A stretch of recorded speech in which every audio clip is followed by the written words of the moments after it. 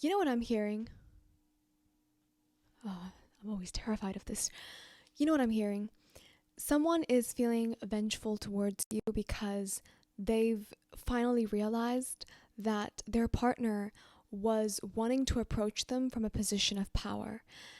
The energy that I'm getting today is that of like a dynamic that involves a third party. And the third party could be you, but I'm getting that this third party did not know that they were a third party. And in some ways, I get this sense that the person or this person who feels now vengeful towards you is someone that weaponized or used the element of enigma or being mysterious as a way to sort of cover up or as a cop out for the fact that they don't feel like they have a personality. And I'm getting they shy in comparison, like they pale in comparison, and they kind of started this journey of seeing themselves and reflecting back to this person that is in question today. They started this journey of bouncing back from you and reflecting themselves to be more superior, more, enigmatic and a little bit more different because they truly had insecurities that this person didn't even know that they had. And now they do. And I'm getting that this energy feels like they've kind of entered a very stagnant, a very, I don't want to say it this way, but a very boring, a very like elusive relationship that they feel like they didn't really sign up for. And at the same time, they're uncovering or seeing their partner, this person who is kind of out for you right now, but I don't want to say it that way. They're now seeing that person in a light that they never saw them before. They're seeing them not as this person that they put on a pedestal, but as someone like far more convoluted and to some extent very malevolent because of what they've done. And what I'm getting is that along this whirlwind of a lot of stuff that's being uncovered and dug up about what has been going on in the background, this is one of the stuff that is coming to light now. And this is a situation that some of you were dragged into in order for someone to feel a sense of power, a sense of control when it comes to this dynamic with this person who, like I mentioned in the beginning, used an element of mystery in order to have an imbalanced power with regard to this person. And now they realize that they were using you in order to, like I said, I'm very annoyed today. They were using you to get ahead of this person. Like these people were competing with each other, but they were using a third party as a bouncing off ground to get what they're doing. Now that there is no access and this person, or you, if you're resonating as a third party, moved away or disconnected and closed off that cycle, there is this animosity because their relationship is kind of facing a lot of difficulties, but that's not all. That's what I'm getting. That's not all. For some of you, this person has been uncovered for doing what I've considered or what I've like recently came up on and done some research regarding the incubus succubus magic. So this is a person that wanted to maintain that thread, that red thread of connection that a lot of spiritualists believe that represents soulmates or people who are destined to be in each other's lives. They have this red thread. This is a person that understood they were dealing with a soulmate, meaning the third party was possibly the soulmate of this person that they were dealing with.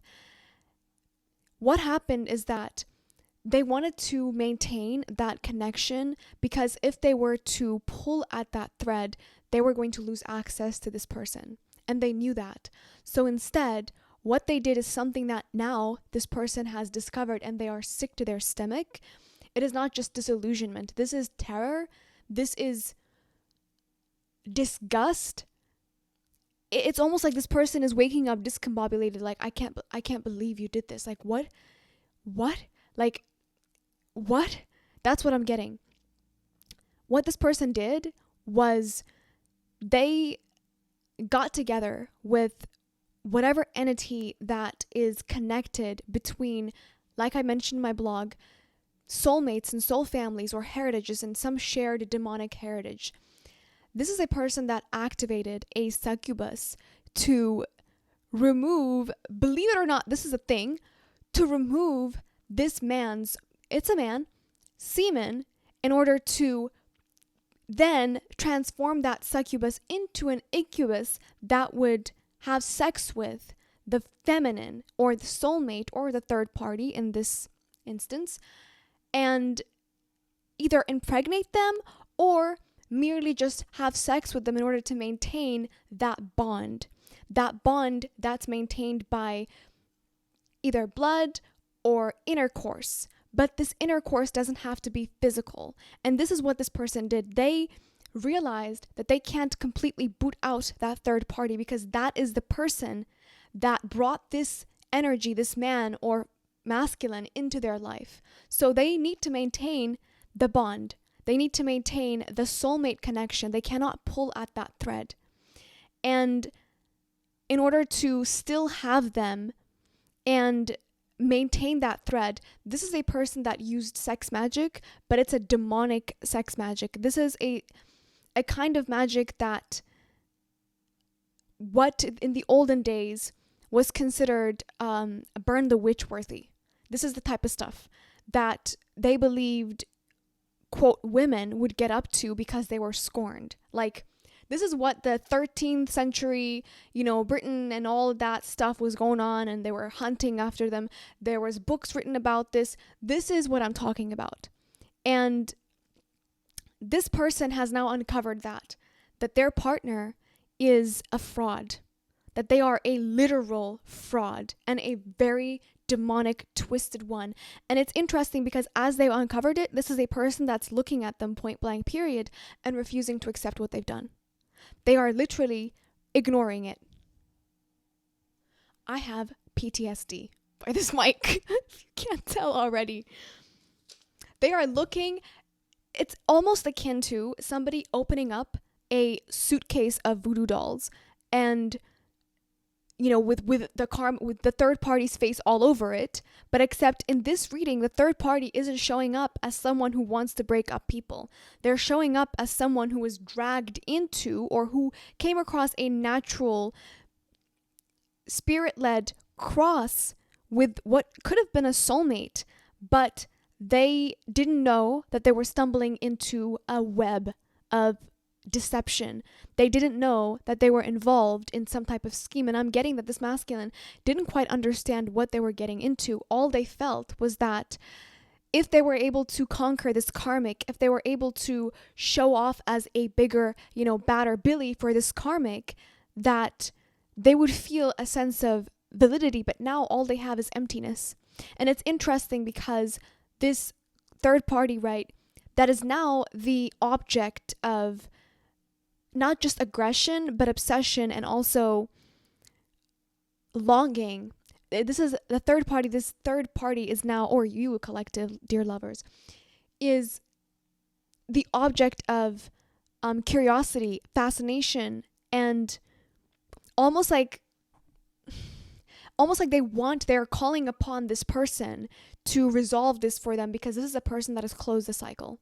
This is a person that is now enjoying the fruits of their labor, their internal labor, despite the fact that they had external forces going against them.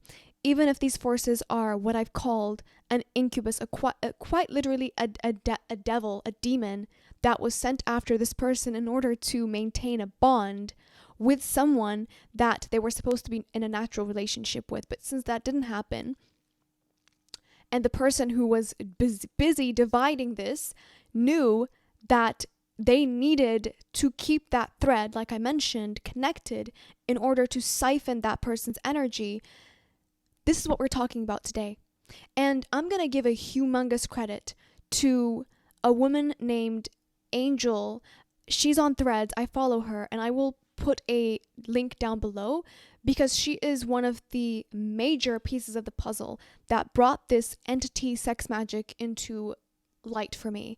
And from there, I opened up a book called A Book of Magic, and lo and behold, Spirit led me to exactly how this has happened and in what instances that witches would be caught doing this stuff, basically having sex with, it's called spectrophilia. It's called spectrophilia. But this is rape. That's what I'm going to call it. This is rape. This is not just spectrophilia, where in the book they describe the witches were actually willing and enjoying the sexual intercourse that they were having with these demons. But there were some witches that felt like this was being forced upon them. And this is what I'm getting. The third party that was targeted is most likely a gifted woman, a gifted feminine who may have natural gifts, maybe a chosen one as well, versus the person that's sent after this demon. That is a fraud. That is a person who has been mimicking the energy of chosen ones, but they are not. They are what the olden days called, the people, what they called witches in the olden days, even though they may have blanketed the term to include holistic healers, which they shouldn't have. But that's what I'm talking about today.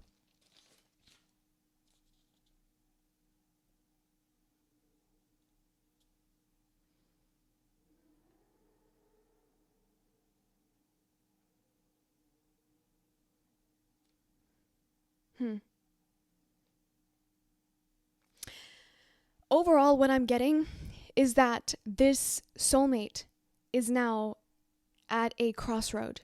They've met a fork in the road where they see things clearly. They have accepted the elements of reality that they felt like were inconceivable. And for some of you, this is someone who wants you. And perhaps more than ever, this is someone who, especially if you've detached and if you have given yourself to new endeavors, if you've moved away, or if you're just in a very abundant state of being, because that is what you get. You deserve that if you went through this. This is a person that's now clearly seeing you. And I believe they're seeing you for the first time because they may have unwittingly used you as a tool, because for some reason they took the fact that you were vulnerable and open with them and they compared it with this fraudulent energy of someone who wanted to appear like a mystic, like a healer, like, a high priestess. They were really fronting. That's what I'm getting. And it was very easy to misconstrue, my dear lovers, because of how open and honest and upfront that you are, even about your flaws or perhaps mistakes that you've made. It is quite easy for people to take the resume, so to speak, of your life and begin to cut you apart in the 3D sense because you've lived life, you've made mistakes. You aren't possessing a facade or an avatar of a sort that eludes people into believing that you have wisdom that you're not displaying openly. And because you are open, I get the sense that this is a person, this masculine or this energy, is someone that really needed to heal that element of being a coward or being afraid or being uncool. That's what I'm getting. Like, they didn't want to be uncool. And there is this like fixation on that. And you may have embarrassed them. Like, I don't know how to say this better, but you may have embarrassed them in some way. Like, you may have said something that made them feel vulnerable, or just being around you began to change them and their perspective on life. And they had such a firm grip on, the values that were handed down to them, or the values that they wanted to uphold. And they didn't really question it. They didn't see it that it wasn't values that they believed. These were values that they felt like made them a man, made them a woman, made them valuable. But it wasn't genuine. It wasn't authentic. And they couldn't see it until they were faced with the real thing, like you. And they're realizing that the real thing doesn't look and smell and feel like what they thought it should have. And they've realized they were into plastic. Like, this is someone who was into plastic.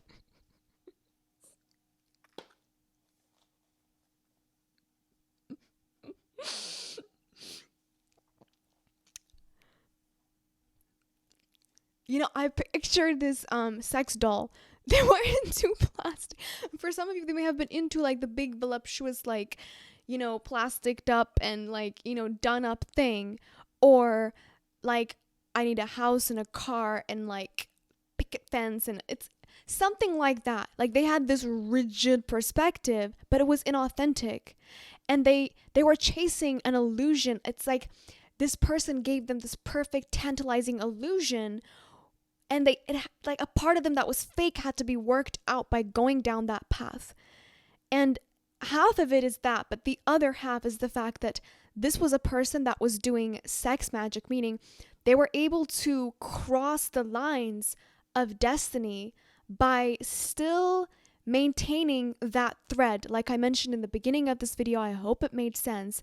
And if it doesn't, I would recommend reading the book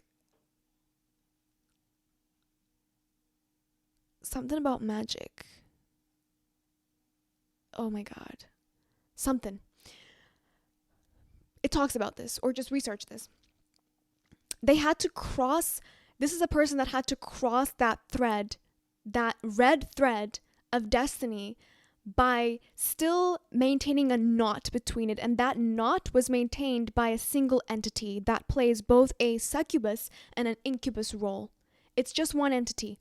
One entity that would basically, I'm going to be so vulgar, so check out if you don't want to hear it. That would basically seduce and take the ejaculation, the semen of a man, and transform into an incubus and have sex or rape a woman and use that semen to impregnate them. That is as far as it goes, like the impregnation bit. But the person isn't going to be impregnated by, depending on if the angel is a demon or if it's a fallen angel, then it's a Nephilim that you're going to give birth to. But no. In this case, that person is going to be pregnant with an actual child from this man. That's what's going to happen. But it may not go that far. It could just be used in order to maintain that thread and that bond. That is the kind of sex magic this person did. And they are under, do I need to say it? Say it with me. They are under, wake up you. They are under judgment. Correct.